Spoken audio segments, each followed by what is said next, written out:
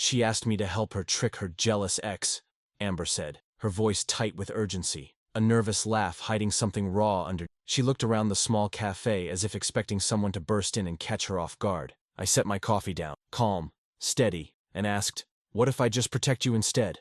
The question seemed to pause the chaos around her. Her eyes widened, a mixture of surprise and skepticism. I don't think she expected anyone to offer anything beyond the obvious. Most people would have laughed, offered advice, or dodged the tension she carried like it was contagious. I simply didn't flinch. I just watched. She shifted on the chair, tugging her coat tighter around her shoulders, and I noticed the tremor in her hands. It wasn't the chill of the cafe. It was something deeper, something that pulled at the edges of her composure. "Protect me," she echoed, almost disbelieving. "From what?" "From the things you can't control," I said simply, my tone unshaken. There was no bravado, no hidden meaning, just a quiet promise. She stared at me for a long time, as though measuring whether I could be trusted or whether I was another fleeting stranger to vanish when the shadows came. She laughed softly, the kind of laugh that didn't quite reach her eyes. "You sound like a hero," she murmured, "or maybe a character in someone else's life. Definitely not someone I'd meet in a cafe on a Wednesday morning." "Maybe," I said, "but you're here. I'm here. We'll work with what we have." Her breath hitched, almost imperceptibly, when I reached across the table and slid my hand near the edge of her, not touching yet, just close enough to say, without words, that she wasn't alone. She didn't pull away. That was the first small, silent agreement between us. We spent the next hour talking, mostly her talking, my presence a quiet frame for her words. She spoke in fragments about her past, half-finished sentences about relationships, about being alone too often, about the weight of expectations from people she barely knew. I didn't interrupt. I didn't offer solutions. I just listened. At one point, she looked at me with those searching eyes and whispered, "Why do you even care?" I smiled gently. "Because sometimes, people just need to be safe, even when they don't know it yet." Her shoulders relaxed, imperceptibly, as if some of the tension she carried had slipped into the air between us. And in that quiet, calm moment, I realized that this encounter, unexpected, improbable, was already changing something. When she left the cafe, she glanced back once, and I knew, even without a word, that this was not going to be a fleeting encounter. Something had begun. Something delicate, unspoken, but undeniable. The next time I saw Amber, it wasn't in a rush or by accident. She waved me over from a small table near the window, the kind of spot where the light slanted just right to catch dust motes in the air. She seemed quieter than before, less urgent, but still holding a tension in the set of her shoulders that refused to dissolve. I slid into the chair across from her without a word, and she smiled, a flicker of relief passing across her face. We didn't start with her usual flurry of excuses or laughter masking worry. For once, the conversation was slow, deliberate. She stirred her tea, tracing the rim of the cup with a finger, and I watched without comment. In the pauses between her words, I realized that she was testing me, seeing if I could bear the silence without filling it. I could. I didn't need to speak. I didn't need to impress.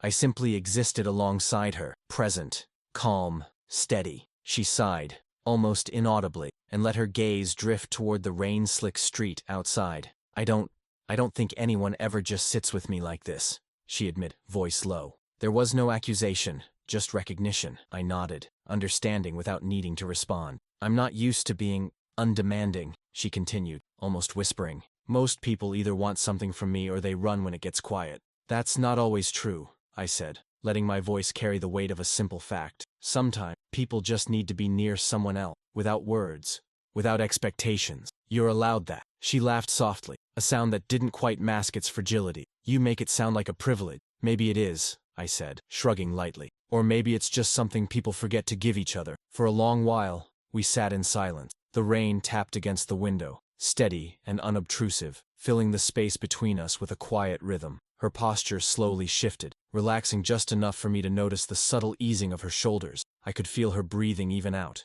the tension unwinding without ceremony. She glanced at me, eyes bright with an unspoken question. "Do you ever get tired of waiting for someone to speak?" "No," I said. "Listening can tell you more than talking ever does." And in that small, ordinary moment, she reached over and lightly brushed my hand with hers, a tentative gesture, almost imperceptible. I didn't move, I didn't speak. I simply allowed her to rest in that connection, and for the first time, she let herself stay. It wasn't about promises or grand declarations. It was about presence. It was about being chosen, if only for a single afternoon, without expectation, without fear. The rain slowed, but we remained, Two people suspended in a quiet, growing bond, aware that something had begun. Fragile, unspoken, but undeniable. I spotted her from the far end of the parking lot, standing beside a silver sedan that didn't quite belong to her. She glanced around nervously, twisting the strap of her bag with fingers that betrayed attention she didn't speak aloud.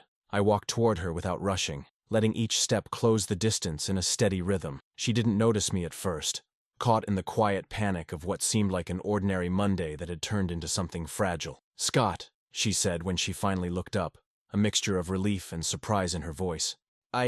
I wasn't expecting anyone here. You found me anyway," I replied, as casual as I could be, though my eyes never left hers. "I'm right here." She hesitated, then nodded, almost imperceptibly, as if accepting my presence was something she had to negotiate with herself. I knelt briefly to lift a slightly overloaded shopping from the ground, setting it in. "Let me help with that," I said, and she allowed me to carry it, her fingers brushing mine briefly as she passed it over. The touch was fleeting, but it carried a quiet acknowledgement. She trusted me, at least enough to share a small burden. As we walked toward her apartment, I noticed the way she shifted under the weight of her thoughts.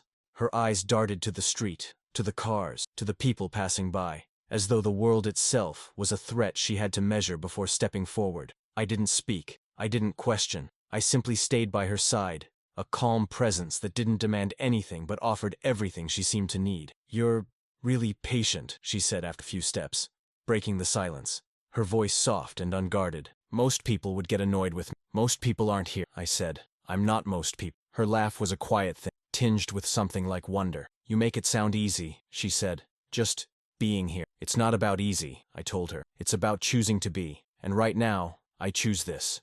Choosing you." She looked at me then, a flicker of vulnerability crossing her face. "Even though you barely know me, I know enough," I said. "Enough to stay. Enough to let you know that you're not alone. Not for this walk. Not for this day. Maybe longer, if you'll let it." Her hand hovered near mine as we reached the elevator, fingers brushing against my sleeve before retreating. She didn't pull away completely, and the subtle connection was enough to anchor us both in a quiet, shared understanding. There were no declarations, no promises, only the beginning of trust forming in the spaces between words. When the doors closed, I felt the gentle pressure of her shoulder against mine, the smallest sign that she was starting to relax, to lean on something steady in a world that often felt unsteady. And in that slow, deliberate movement, I realized that this walk, this mundane Monday, had already shifted something between us, quietly, irrevocably. I helped her carry the last of the grocery bags inside, and the faint smell of rain on concrete clung to her coat. She set the bags on the counter, pausing to glance at me with a nervous sort of hesitation. I noticed it immediately, the slight tremor in her hands, the way her gaze flickered toward the hallway as if expecting someone else, some shadow of her past, to appear at any moment. "I don't usually let anyone in," she admitted quietly, almost too low for me to hear. "Not like this. Not with boxes, groceries, ordinary life." I nodded, trying to offer reassurance without words. Instead, I reached for one of the bags and began unloading it, keeping my movements deliberate, calm, steady. It wasn't a dramatic gesture, just a small act of presence, but she seemed to notice, her shoulders easing slightly. "I had a place before," she said after a pause, her voice hesitant, "but it always felt like I was intruding, even in my own life." "You're not intruding now," I said softly. "You don't have to justify any of it." Her eyes lingered on mine, searching, questioning, almost afraid that I would vanish if she admitted too much. "It's just, I'm used to people leaving, Scott, or getting frustrated, or judging." "Then you haven't met me," I said simply. "I'm here. That's enough for now. And I'm not going anywhere just because things get messy." A flicker of relief passed over her face, a quiet exhale she hadn't realized she'd been holding. She laughed softly, almost nervously, brushing a strand of hair behind her ear. "You make it sound easy. It's not about easy," I replied. "It's about steady, about showing up, about giving someone the space to be who they are without fear." She paused, then took a small step closer, her hand brushing against mine as she reached for a box. It was a brief touch, yet it carried the weight of something unspoken. Trust.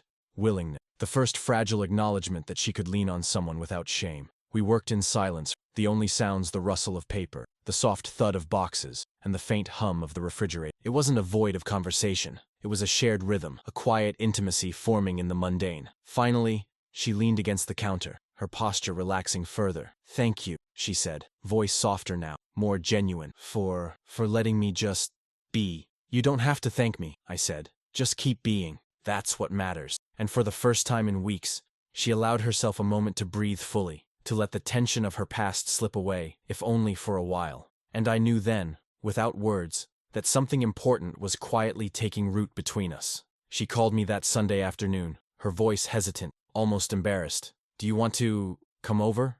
I thought maybe lunch," she said, like it was a request wrapped in layers of apology. I didn't hesitate. I said I'd be there, and I could hear her relief over the line, quick and unsteady, like a bird finally permitted to leave its cage. Her apartment smelled faintly of basil and something sweet, a hint of vanilla from a candle I didn't remember seeing before. She moved around the kitchen with careful precision, not frantic, but aware of every step, every gesture. I leaned against the counter, letting my presence fill the space, not offering to help unless she asked. There was a rhythm between us now, unspoken but clear. I was steady, and she was learning that she didn't have to carry everything alone. We chopped vegetables side by side, her fingers brushing mine occasionally. I noticed she paused each time, waiting to see my reaction. I smiled quietly, saying nothing, letting the gesture be enough. She caught my eyes and laughed softly, a little surprised at how comfortable it, just sharing the small act of preparing food. As the meal simmered, she sank onto a stool at the counter, folding her hands in her lap. I didn't realize how long it's been since someone just stayed around, she admitted, voice low. Not because they had to, not because they were supposed to, just because they wanted to. That's different, I said, and sometimes it's enough to start with that, just wanting to be there. She nodded, eyes on the plate, tracing invisible patterns. Her fingers tapped lightly against the counter, a quiet rhythm that matched the simmering of the sauce on the stove. We didn't rush. There was no pressure, no expectation beyond the simple act of existing in the same room. And in that, the tension she carried for weeks began to loosen, thread by thread. When we sat down to eat, it was casual. No elaborate conversation, just small exchanges, comments about the flavor of the food, observations about the rain outside, the distant hum of the city. And in the pauses, there was something tender, a quiet acknowledgement of each other's presence. I watched her relax, her shoulders no longer stiff, her breathing slower, more even. Afterward, she smiled at me, hesitant, almost shy. "Thank you for this."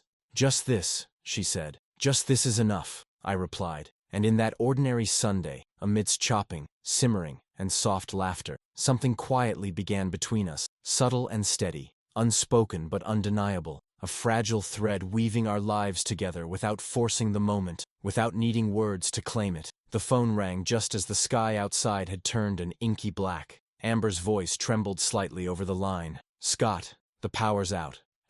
"I don't know what to do." I could hear the quiet panic in her breathing, the way the shadows seemed to creep through words.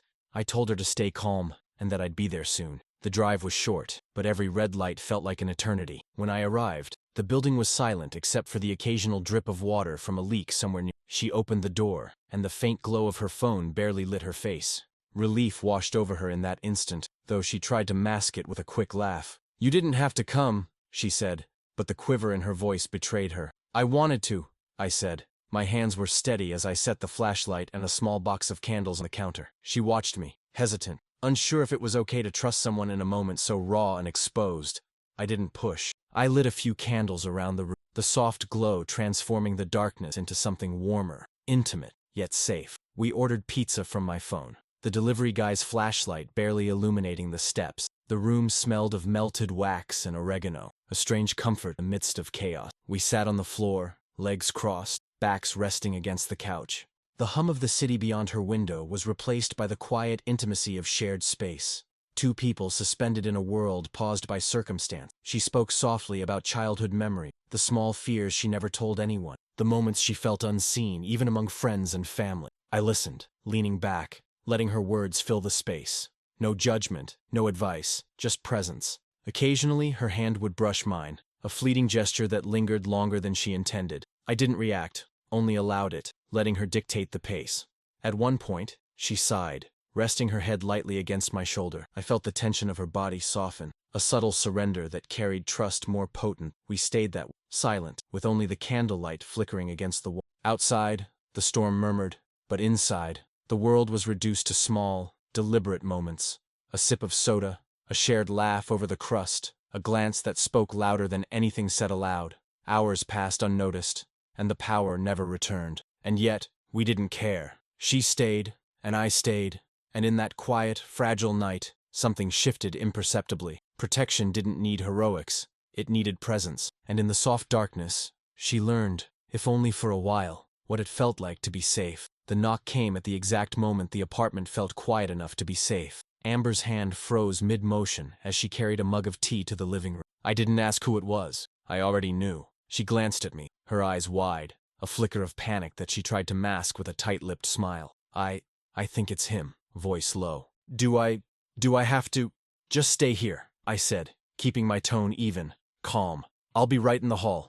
You don't have to open the door. Her hand trembled slightly as she sank onto the sofa, the mug clutched in both hands. I moved to the entrance, standing just out of sight, my presence a silent shield. The knock came again, firmer this time, and her breathing hitched. I could hear the subtle tremor in the floor beneath my shoes, a quiet echo of her fear. I'm here for you, I murmured, though she couldn't hear me beyond the walls. She exhaled slowly, the tension in her shoulders easing slightly. She had a choice, and in that moment, she chose to stay within the small, protected space we had created together. The visitor left eventually, muttering apologies or threats I didn't hear. I returned to the living room, where Amber sat rigid but unharmed, the mug still warm in her hand. She looked at me, hesitant, as if unsure whether I would disappear now that the immediate threat had passed.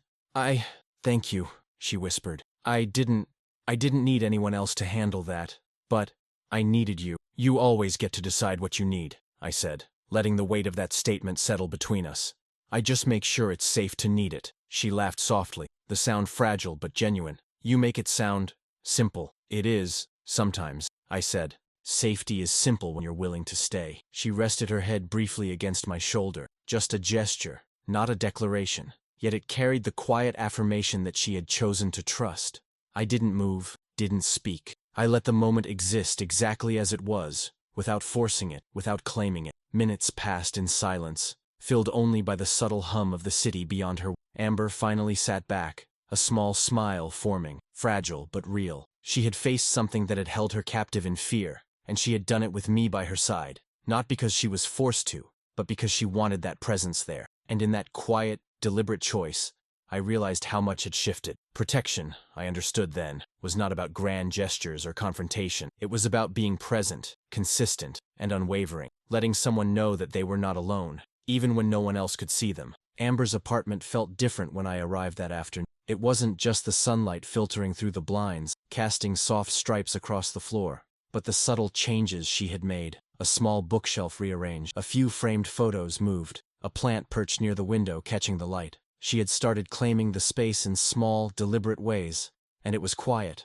understated, but it spoke volumes. She greeted me with a smile that didn't hide behind nervous laughter this time. I wanted you to see something, she said, leading me toward the corner where a new shelving unit stood, carefully stocked with books, jars, and little mementos. She paused, adjusting a small figurine. I've been trying to make this feel more like me. You're doing a good job, I said, leaning against the doorway, arms crossed but relaxed. It already feels like yours. She looked at me, eyes softening, vulnerable in a way that didn't demand anything. I guess I've been surviving so long that I forgot how it feels to start again, she murmured. Starting again doesn't mean forgetting, I said. It just means you get to choose differently this time, step by step. Her lips curved into a tentative smile, and she guided me to the sofa, where she had cleared a spot for us. The air between us carried a quiet weightlessness, a sense that nothing urgent needed to be said for us to exist together in the same space. She picked up a small notebook, flipping through pages, pausing occasionally to show me sketches or notes. I nodded, asked questions when appropriate, but mostly listened. A long silence stretched, comfortable rather than awkward. Her head rested lightly on my shoulder as we browsed the notebook together, fingers brushing occasionally. I could feel her slowly letting go of the defenses she had carried for so long. Each small gesture was a claim. She was here, and she was allowing me to be present without fear. At one point, she sighed, quiet and unforced. I think I've been afraid to let anyone see me like this. You're safe, I said. No one else needs to see. You get to decide when and how, and I'll respect that. Always. Her eyes met mine, searching for confirmation, for the kind of calm assurance I had learned to offer without drama. And in that exchange, something shifted subtly, without declaration or rush. She leaned a little closer, a simple act of trust.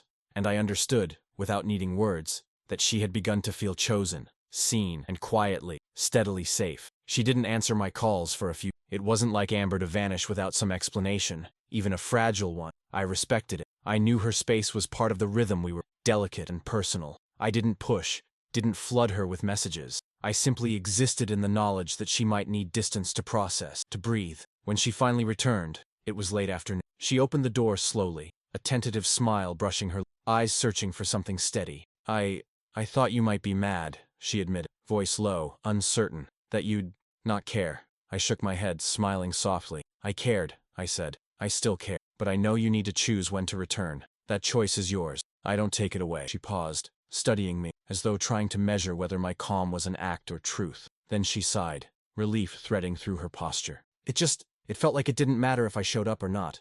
It does, I said simply. It always matters, but only because you choose to matter. I can't make you stay or come back. That's yours to decide. Her shoulders relaxed imperceptibly, and she stepped closer, allowing a brief, light brush of her hand against mine. It was tentative, almost a test, and I let it linger without forcing any. In that small gesture, a quiet acknowledgement passed between us. She was returning not because of obligation, but because she wanted to. We sat together then, side by side on the sofa, the city beyond the window humming quietly. She didn't speak immediately. Her hand rested near mine, fingers occasionally brushing, but not seeking. It was the space between presence and surrender, delicate and precise. You waited, she said finally, her voice soft, almost reverent. I can wait, I replied, for as long as it takes, because you choosing to be here is what matters. A subtle tension melted from her shoulders. She leaned slightly against me, a minimal, voluntary claim of comfort. No words were needed beyond the quiet acknowledgement that she had returned by choice, not fear, not habit. And in that space, something unspoken solidified, the understanding that presence, patience, and the simple act of showing up mattered more than declarations, more than drama, more than urgency. She was beginning to see that she could be seen without fear, and I could continue to offer the steady certainty she didn't yet know she needed. We sat on the sofa that evening, the light from the television flickering faintly across the room, though neither of us was watching. Amber rested her head lightly on my shoulder, a subtle, unspoken claim of comfort that didn't demand. I could feel the quiet rhythm of her breathing, the slow easing of tension in her body, and I realized that in all the days since we met, she had begun to trust, not because I had forced anything, but because I had simply stayed. The city outside hummed, a distant, muted energy that felt miles away from the calm of the apartment. We didn't speak much. There was no need. The silence itself had weight, a presence that spoke louder than conversation. Her fingers occasionally brushed mine, soft and tentative, and I allowed them to linger just long enough to affirm the connection without imposing. You know, she said quietly after a long pause. I wasn't sure I could ever feel safe again. Not really. You can, I said, voice steady. You're allowed to, and you don't have to figure it all out at once. You can start small. Her head lifted slightly, and her eyes met mine. In them, I saw something fragile, yet growing, a tentative hope, an acknowledgement that she had chosen to stay. She smiled faintly, a small gesture that carried more weight than words could. We shifted slightly, finding a comfortable angle, and the warmth between us was quiet, steady, the faint glow of candlelight lingering after the flame had gone. No declarations, no urgency, just presence, choice, and trust building in the spaces between gestures. At one point, she murmured, I think I like this, just being here. Then stay, I said simply. I'll stay too. Her hand rested closer to mine, and for the first time it wasn't tentative. It was a quiet claim, a promise unspoken but understood, the kind of promise that doesn't need words to exist, that we would be present for each other, slowly, steadily, as the world moved around us. The evening faded, and still we were. The moment was delicate, yet potent. It wasn't about endings or beginnings. It wasn't about confessions or dramatic gestures. It was about a promise made invisible by simplicity, a promise to stay, to protect, to witness, and to let trust grow at its own pace. And in that quiet, unspoken way, something important had begun. Something neither urgent nor loud, yet undeniable. A bond forged in choice, presence, and subtle, enduring